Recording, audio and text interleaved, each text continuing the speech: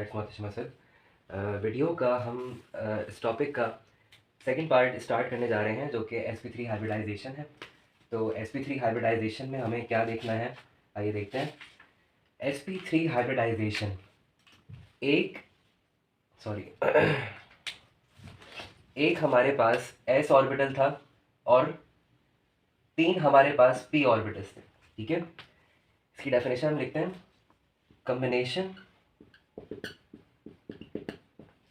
combination of 1s and 3 p orbitals to produce 4 sp3 hybrid orbitals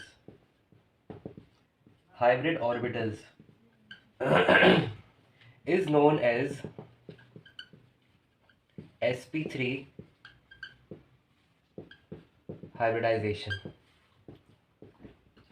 ठीक है, एक s orbital और 3 जो हैं वो p ऑर्बिटल्स जो मिलते हैं, सही है, इंटरमिक्सिंग होती है उनकी, तो वो 4 sp3 अलग अलग हाइब्रिड ऑर्बिटल्स बनाते हैं। इसको हम बोलते हैं sp3 हाइब्रिडाइजेशन। एक बात मैंने आपको बताई कि sp3 हाइब्रिडाइजेशन में जो ऑर्बिटल्स बनेंगे यानी कि sp3 जो होंगे 4 होंगे, उनमें जो कैरेक्टर्स होंगे वो किस तरीके से होंगे, यानी कि 25% जो है वो S कैरेक्टर होगा और 75% क्या कैरेक्टर होगा, P कैरेक्टर होगा। सही है, तो ये जो ज्योमेट्री देते हैं वो हमें रेगुलर टेट्राहेड्रॉन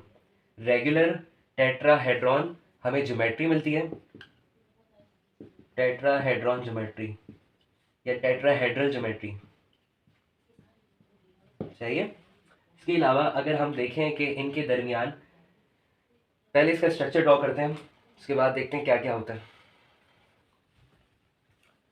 इसका स्ट्रक्चर ड्रॉ करते हैं हम, तो हमारे पास एक तो क्या होता है, s ऑर्बिटल होता है, s ऑर्बिटल। सही है, प्लेन क्या होता है, इस तरीके से होता है। फिर दूसरा ऑर्बिटल जो होता है वो px ऑर्बिटल, तीसरा py ऑर्बिटल, pz ऑर्बिटल, चौथा होता है। ठीक है, तो एक एक्सिस पे ये कौन सा ऑर्बिटल होगा, ये ऑर्बिटल होगा px ऑर्बिटल। सही है, फिर इसके बाद py होना चाहिए। px हम, आपको पता है, हॉरिजॉन्टली बनाते हैं और वर्टिकली हम py बनाते हैं। सही है, ये py हो गया। उसके बाद pz जो होगा वो इस तरीके से बनाते हैं, सही है, ये कौन सा हो गया, ये pz हो गया। और रिजल्टेंट ये चारों क्या हो जाएंगे, इंटरमिक्स हो जाएंगे। इंटरमिक्स होने के बाद हमें कुछ इस तरह की ज्योमेट्री का हाइब्रिड ऑर्बिटल मिलता है।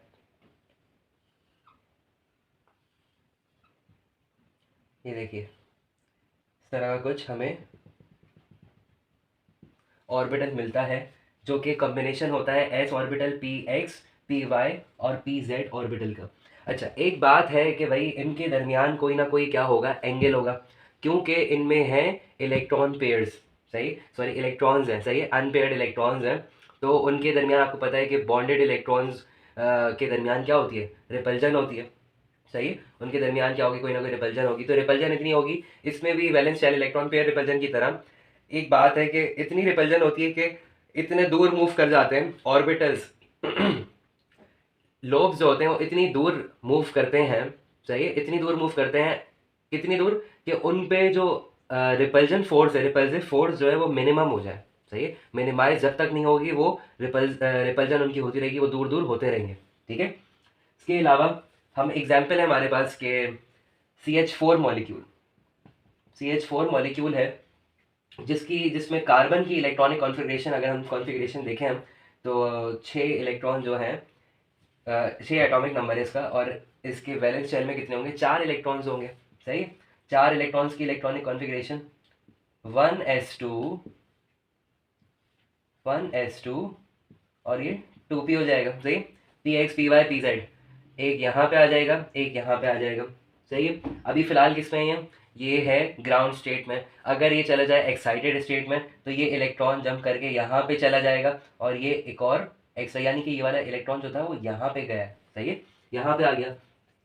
तो ये क्या बोल रहे हैं कि इस तरीके से हम जो है वो इसको टेट्रावैलेंट कंसीडर कर रहे हैं, टेट्रावैलेंट, क्योंकि इसके पास 4 अनपेयर्ड इलेक्ट्रॉन्स हैं। तो होता ये है कि जो इसके, अब आप इसमें भी देखें कि CH4 जो है, अब हाइड्रोजन जो है उसके पास 1s होगा, सही, अनपेयर्ड इलेक्ट्रॉन एक होगा, ये 1s1 होगा ना। फिर दूसरा हाइड्रोजन, क्योंकि 4 अनपेयर्ड इलेक्ट्रॉन्स को 4 उसके साथ किसी ना किसी के साथ मिलना है ना, तो हाइड्रोजन जब जब हाइड्रोजन के साथ उनको मिलना होगा तो 4 ही हाइड्रोजन आएंगे रिएक्शन के लिए। 4 जो एटॉमिक ऑर्बिटल्स होंगे वो इस तरीके से होंगे, ये इसका, ये इसका, 1s1 1s1 1s1, सही। ये सारे SS वाले, सही। अब ऐसा हो सकता है कि 1s वाला 1s के साथ मिल जाए और 2p वाले जो हैं वो 1s के साथ 2p, फिर जो px वाला है वो भी 1s के साथ हो जाए। तो इस तरीके से तो नहीं बन सकता कि 2 SS बने और फिर बाकी जो है वो sp बने, ऐसा तो नहीं हो सकता ना, क्योंकि हमें चाहिए होते हैं सेम एनर्जी वाले, हमें चाहिए होते हैं रिजल्टेंट, जो चाहिए होता है हमें सेम एनर्जी वाला चाहिए होता है। लेकिन यहाँ पे सेम एनर्जी होगी नहीं, क्योंकि एस ओवरलैपिंग की अलग होगी और SP ओवरलैपिंग की अलग होगी। तो हम क्या करेंगे, यानी कि हाइब्रिडाइजेशन क्या करेगा, हाइब्रिडाइजेशन कहता है ऐसे वालों को आप फौरन से क्या कर दो भाई, आप कर दो इंटरमिक्सिंग कर दो इनकी, सही है, इनकी कर दो भाई इंटरमिक्सिंग। ये 2p था, ये 1s2 1s, बिल्कुल 1s2, और ये क्या था, ये हो गया आपका एक इलेक्ट्रॉन, सही। इनकी इंटरमिक्सिंग हो जाएगी, इंटरमिक्सिंग होकर क्या बन जाएंगे, ये चार नए एटॉमिक ऑर्बिटल्स बन जाएंगे जो कि एक्साइटेड स्टेट वाले कहलाएंगे, सही। तो sp3 एक, sp3 दूसरा, sp3 तीसरा, sp3 जो है चौथा, 1 2 3 4, सही। तो इनको अगर हम इनकी ज्योमेट्री बताना चाहें, इनका इसका स्ट्रक्चर बनाना चाहें तो क्या होगा। अच्छा पहले मैं आपको बता दूं कि sp3 वाला जो है वो, अब जो पुराने जो हाइड्रोजन के जो s ऑर्बिटल्स थे, एक s ये था, सही, एक s ये था, एक s ये था, एक s ये था, ये मैं H 4 हाइड्रोजन्स की बात कर रहा हूँ जो इसके साथ मिलने वाले थे। तो क्या होगा, एक ये बन जाएगा sp3s, एक ये बन जाएगा, एक ये बन जाएगा, एक ये बन जाएगा, एक ये बन जाएगा, सारे सिग्मा बॉन्ड्स बन जाएंगे। इसका अगर मैं स्ट्रक्चर ड्रॉ करूँ तो किस तरीके से करूँगा कि मेरे पास सी, एक ये हो गया, सही, क्योंकि टेट्रावैलेंट है ये, एक ये हो गया, एक ये हो गया, सही। मैंने इसके ऑर्बिटल्स बना दिए सारे sp3 sp3 sp3 sp3 sp3 sp3 sp3, सही। अब हाइड्रोजन जो है वो कौन से हैं, s वाले हैं, सही है, s ऑर्बिटल्स वाले हैं। तो वो क्या करेंगे, यहाँ पे आके ओवरलैपिंग कर लेंगे, यहाँ पे आके ओवरलैपिंग कर लेंगे, फिर ओवरलैपिंग, फिर ओवरलैपिंग। तो ये सारी क्या हो गई, इन्होंने ओवरलैपिंग कर ली, ये भी, और सिग्मा बॉन्ड बना लिया। यहाँ पे 4 सिग्मा बॉन्ड बने, आप लोग देख सकते हैं 4 सिग्मा बॉन्ड बने, यहाँ पे 4 सिग्मा बॉन्ड बना लिए, सही है। ये सारे क्या हैं, सिग्मा बॉन्ड हैं sp3s वालों के साथ। इस तरीके से टेट्राहेड्रल ज्योमेट्री देता है कौन, sp3 हाइब्रिडाइजेशन, सही। एक बात तो ये हो गई। अब इनके दरमियान जो रिपल्जन होगी उसकी भी तो बात करें ना, इनके दरमियान भी तो रिपल्जन होगी। अब वो जो रिपल्जन होगी वो इतनी दूर दूर हो जाएंगे कि उनकी जो दरमियान की जो रिपल्जन है, वो रिपल्सिव फोर्स जो है वो मिनिमम हो जाए, मिनिमम हो जाए। ठीक है, इतना दूर होता है कि इनके दरमियान का एंगल जो होता है वो 109.5 डिग्री होता है, या आप कह लें 109 डिग्री 28 मिनट्स होता है इसका एंगल। इसमें भी 109.5, इसमें भी 109.5, और इसमें भी 109.5, ठीक है। इस तरीके से हम CH4 मीथेन की ज्योमेट्री को डिस्कस करते हैं, रब करते हैं, और आगे नेक्स्ट वाले पे चलते हैं हम। नेक्स्ट वाला देखते हैं कौन सा है भाई। नेक्स्ट वाला है ammonia, NH3 ammonia, NH3 ammonia. Ammonia के बारे में क्या है भाई, अमोनिया भी sp3 हाइब्रिडाइजेशन देता है, लेकिन किस तरीके से देता है। नाइट्रोजन जो है, नाइट्रोजन नाइट्रोजन का एटॉमिक नंबर है, नाइट्रोजन का एटॉमिक नंबर 7 है।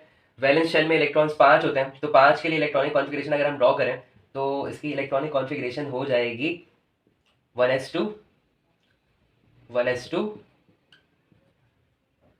बल्कि इसको हटा देते हैं, वैलेंस शेल कॉन्फ़िगरेशन करनी है ना, कॉन्फ़िगरेशन करनी है 2s2, और आपका ये इसके इलेक्ट्रॉन्स हो गए, सही है।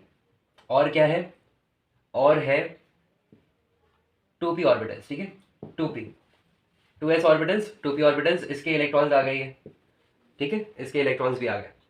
अब इसके इलेक्ट्रॉन्स जो है वो हाइड्रोजन के साथ सेम एज CH4 मीथेन ये ओवरलैप नहीं कर सकते या बॉन्ड नहीं बना सकते, क्योंकि एनर्जी, बात याद रखिएगा कि इसमें ये जो ग्राउंड स्टेट से हम एक्साइटेड स्टेट में इसको ला नहीं सकते, क्योंकि ये वाला इलेक्ट्रॉन आपको क्या लग रहा है यहाँ पे आ जाएगा, ये इसको मैं अगर हटा दूँ यहाँ से और ये जंप करके क्या यहाँ पे आ सकता है, बिल्कुल भी नहीं आ सकता, सही। ये इलेक्ट्रॉन यहीं पे रहेगा और इसकी ये वैलेंस शेल इलेक्ट्रॉनिक कॉन्फ़िगरेशन है। यहाँ पे 2 इलेक्ट्रॉन्स का होना मतलब ये है कि इसके पास लोन पेयर है, ये इसके पास एक लोन पेयर है जो कि यहाँ पे मौजूद है, सही है। हमेशा किसकी बात करते हैं हम, अनपेयर्ड इलेक्ट्रॉन्स की बात करते हैं। लोन पेयर वाले इलेक्ट्रॉन्स की भी बात करेंगे हम, स्ट्रक्चर में हम वो भी दिखाएंगे, लेकिन फिलहाल अभी हम किसकी बात कर रहे हैं, अनपेयर्ड इलेक्ट्रॉन्स की। तो होगा ये कि इनकी इंटरमिक्सिंग हो जाएगी और ये बना लेगा एक S है और 3 P है, sp3। ये भी ये 4 किस्म के sp3 बनाएगा, sp3 और sp3, ठीक है। इसमें ये इलेक्ट्रॉन्स यहीं पे रहेंगे, ये इस तरह। अब इनमें से होगा ये कि ये जो 3 अनपेयर्ड इलेक्ट्रॉन्स है, मैंने आपको क्या कहा, मैंने आपको ये कहा कि अनपेयर्ड इलेक्ट्रॉन्स जो होते हैं वो क्या करते हैं, वो करते हैं ओवरलैपिंग। 3 अनपेयर्ड इलेक्ट्रॉन्स 3 हाइड्रोजन के साथ, हाइड्रोजन में आपको पता है 3 हाइड्रोजन की अगर बात करें तो इसमें कितने होंगे, 1s1, सही, यानी कि हाँ 1s1, इसका भी क्या होगा 1s1, इसका भी क्या होगा 1s1। तो होगा ये कि भाई ये 1s1 sp3 के साथ जाके क्या कर लेगा, यानी कि sp3 एक बन जाएगा हाइब्रिड ऑर्बिटल, सॉरी बन जाएगा, ठीक है। ये इसके अलावा ये इसके साथ ओवरलैपिंग कर लेगा, S ये वाला sp3 के साथ कर लेगा, ठीक है। रह गया ये वाला, इसकी भी बात करते हैं। पहले इसका स्ट्रक्चर बनाते हैं हम, पहले नाइट्रोजन, सही है। टेट्राहेड्रल ज्योमेट्री है तो इसको हम किस तरीके से बनाएंगे, वही जैसे हमने CH4 को बनाया था। टेट्राहेड्रल ज्योमेट्री ना गंदा सा बनाया, ये लग सही है, अभी भी गंदा बना है। टेट्राहेड्रल ज्योमेट्री का एक लोब ये आ गया, एक ये आ गया, ये आ गया और एक ये आ गया, सही है। अब हम देख तो ये सकते हैं कि भाई sp3 ये भी sp3 है, ये भी sp3 है, ये भी sp3 है, ये भी sp3 है। लगना किस किस को है, 1s1 को लगना, s को लगना है, s को लगना है और s को लगना है। तो एक s यहाँ पे आ गया, एक s यहाँ पे आके लग जाएगा, एक s यहाँ पे आके लग जाएगा, 3 हो गए पूरे। अब बात ये है कि 2 इलेक्ट्रॉन्स को क्या करना है, 2 इलेक्ट्रॉन्स का जो लोन पेयर था, ये जो लोन पेयर है यहाँ पे बच जाएगा। इसको या तो इससे आप शो करा दें या फिर इससे करा दें, ये पेयर्ड इलेक्ट्रॉन्स, सही है, ये बच जाएंगे। इस तरीके की ज्योमेट्री बनेगी, यहाँ पे जो है ये सिग्मा 3 सिग्मा बॉन्ड्स बनेंगे, इसके अलावा एक अनपेयर्ड इलेक्ट्रॉन रह जाएगा। अब होता ये कि टेट्राहेड्रल ज्योमेट्री में मैंने आपको बताया था कि 109 डिग्री 109.5 डिग्री उसका क्या है, बॉन्ड एंगल है, सही है। लेकिन मैंने आपको पिछली वीडियो में बताया था, हमारी पिछली वीडियो जो थी VSEPR, तो उसमें हमने ये देखा था कि लोन पेयर और बॉन्ड पेयर, ये बॉन्ड पेयर है ना, ये लोन पेयर है, लोन पेयर और बॉन्ड पेयर में जो होती है रिपल्जन ज़्यादा होती है। सबसे ज़्यादा किसमें होती है, लोन पेयर रिपल्जन सबसे ज़्यादा होती है।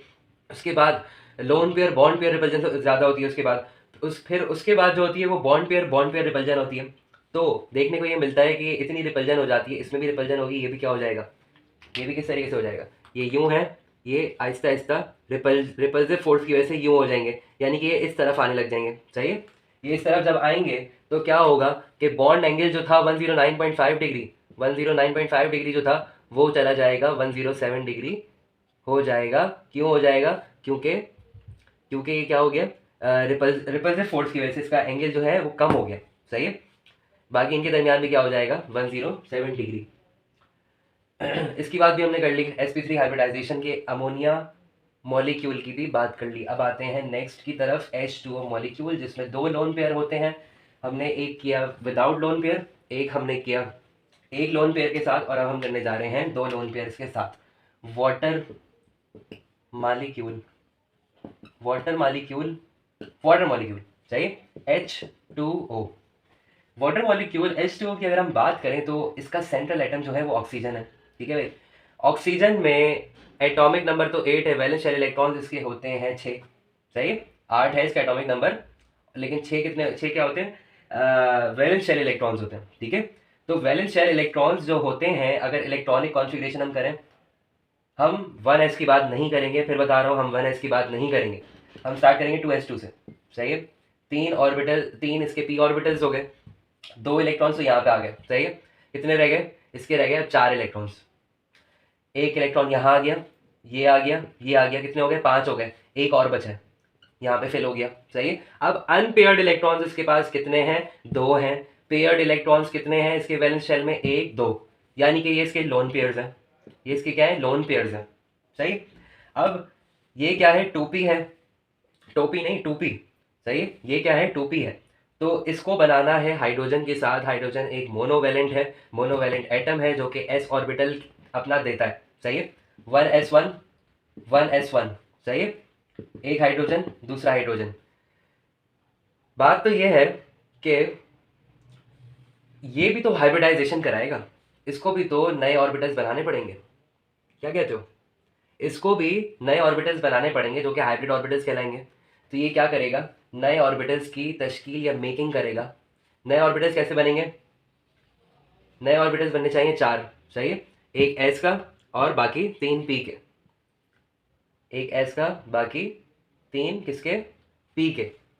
तो एक पेयर, ये पेयर्ड इलेक्ट्रॉन्स आ गए जो कि लोन पेयर है, बाकी अनपेयर्ड सिंगल इलेक्ट्रॉन्स जो हैं वो यहाँ पे आ गए।